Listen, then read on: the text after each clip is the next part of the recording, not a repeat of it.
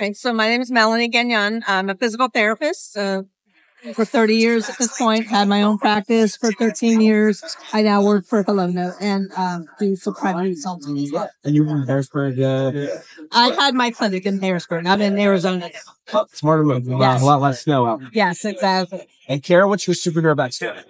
Well, I'm an occupational therapist, and I met Steve, the CEO of HelloNote, in 2018 when I started my own mobile practice. And then in 2019, Steve and I started helping other therapists start their own businesses. So that's where Next Level Occupational Therapy and our Therapy Business Builder program came into place. So I still use HelloNote. All of the people in our program use HelloNote. So that's why I'm here today. Perfect. All right. So now we got to nitty gritty. So we'll keep it to just 3 questions. We call this the grunt test, right? So what do you do? What does HelloNote do?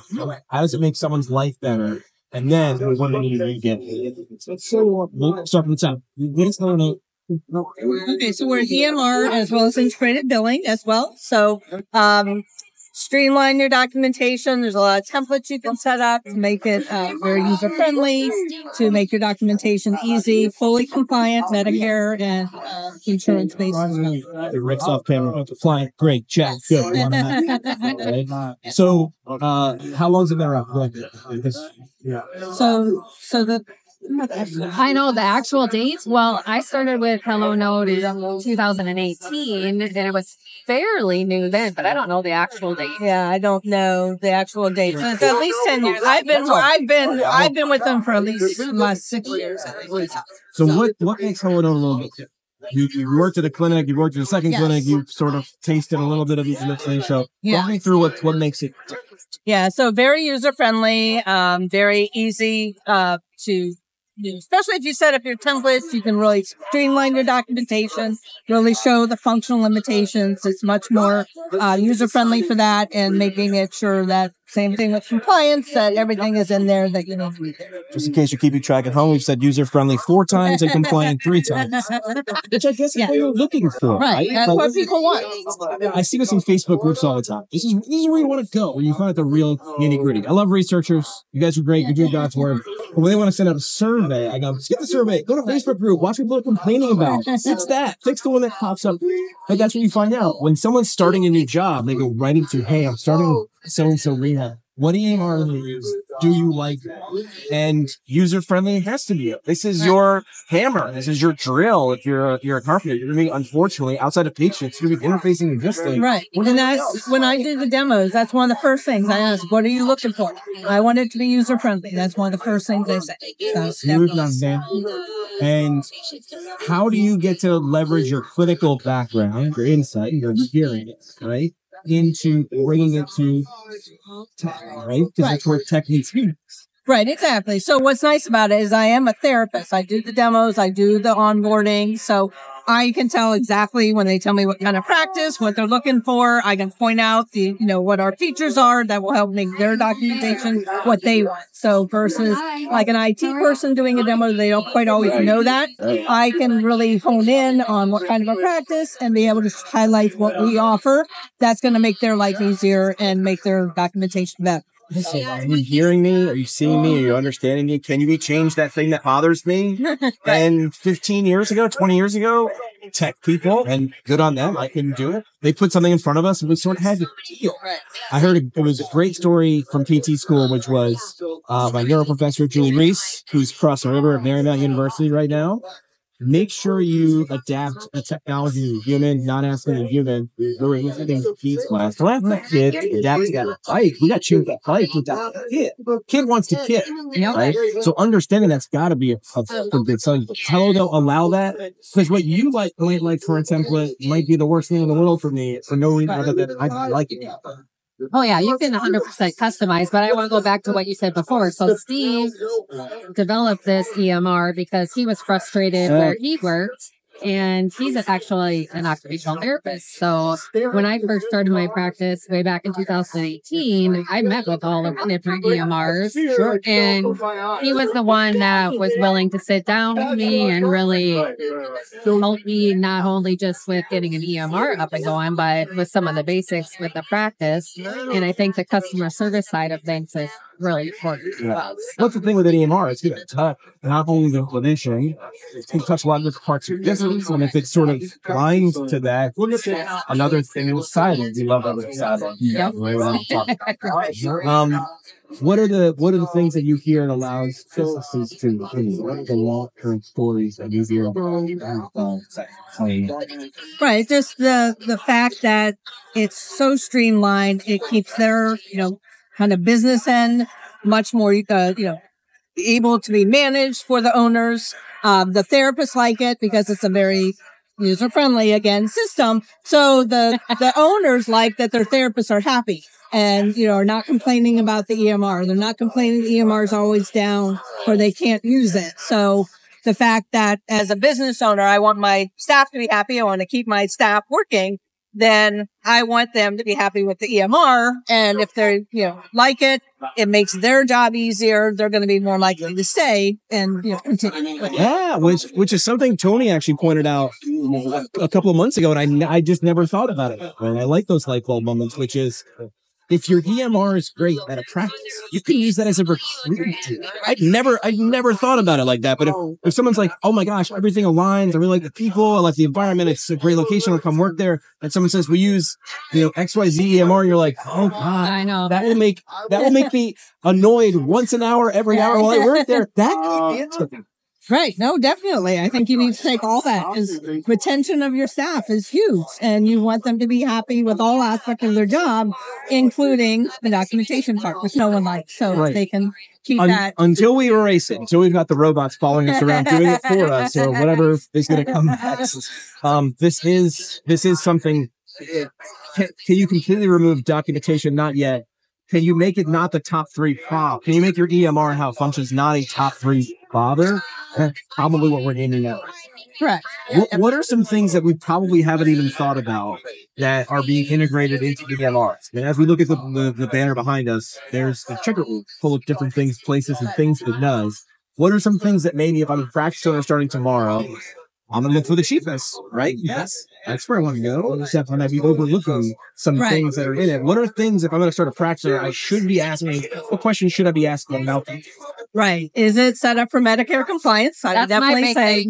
Because we see some practice owners come to us and they're not meeting even some of the basic guidelines for Medicare compliance. Get what you pay for. And this is cost effective and does a great job with Medicare compliance and, prompting everyone to make sure they have everything they need in their notes, making sure they have their site plan to clear back. And then above that, also helping them look at their KPIs. A lot of practice owners don't even know what KPIs are. Right. And we're able to easily run those with that as well. So cost effective plus have that compliance. The client's counted up to 9 now. Awesome. So, what else? If someone's coming out of school saying, you know what, I want to be a business owner. They're walking around, I don't know, somebody's going to come to PPS, so I'm just walking around. What is something you might say, hey, Nate, I'm not saying use our fund. Make sure it's got this, or 6 months now that we really upset. Right. So making sure, like you said, as far as to be able to track things for your practice, you want to make sure that you're tracking, your plan of care is tracking your business numbers. Making sure, people are arriving, what's your, cancellation rate, why, things like that. And, one thing we do too is that we're all therapists. We've all had our own, that work for us, not every single staff member, but the main ones. We've all had our own practices. We know what it takes and what's involved. So we do a lot of advice, some extra hand holding that some of the EMRs don't do. We're happy to assist them as well. Sounds like you're a very user-friendly organization. Yes. Did you really talk about the difference between PTOTs using it? Yeah, so you guys are a pretty good dynamic, right? OT, PT. Yep. So those things, I call them the cousins, right? You're only missing one cousin, which is the speech therapist.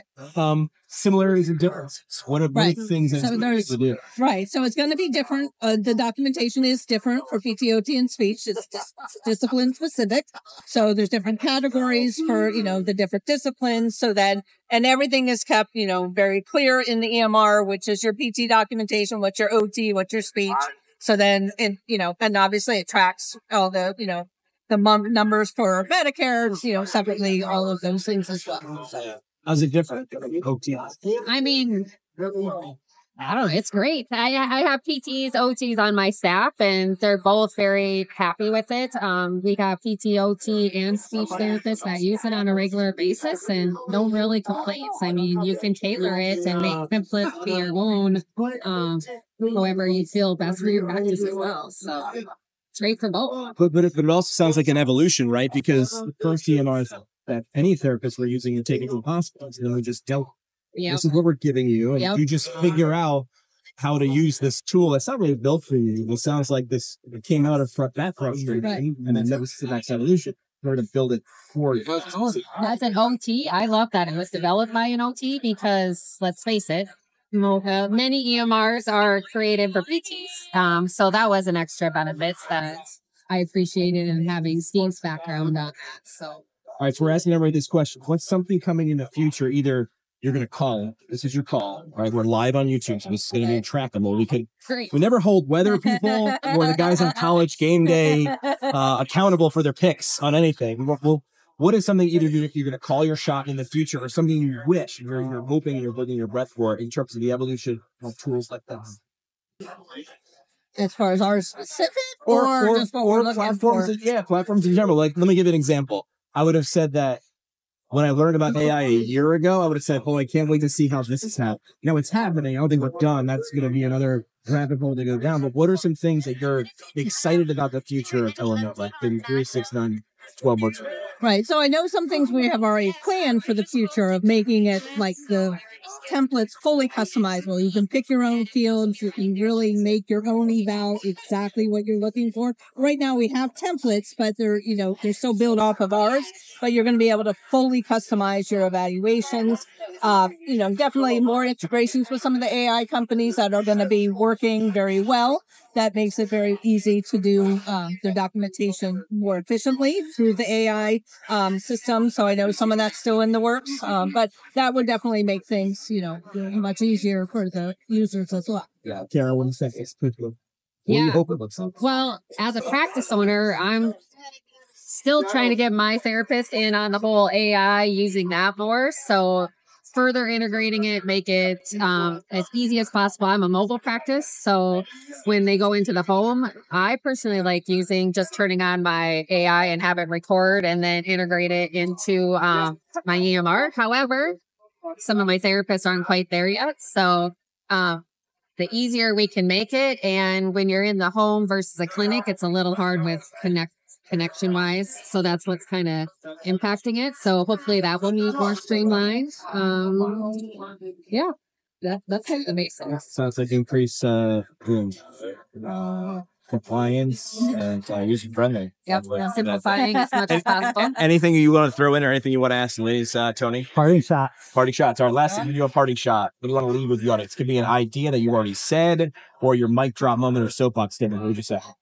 No, I just, always recommend checking out, all the EMRs, see what's going to work best for you, but definitely check out and see what we offer, and we can show you, and, if it works great for you, then, definitely, but there's no perfect EMR. I'm not going to pretend that there is. There are always going to be certain things that work better for different offices. So you want to do your due diligence, because you don't want to sign up, put a lot of effort in, and then have to make a change. So, all right. So take test drives. Is Melanie's One thing I see is that new practice owners sometimes think that their EMR is going to teach them how to build a practice, and your EMR is one tool.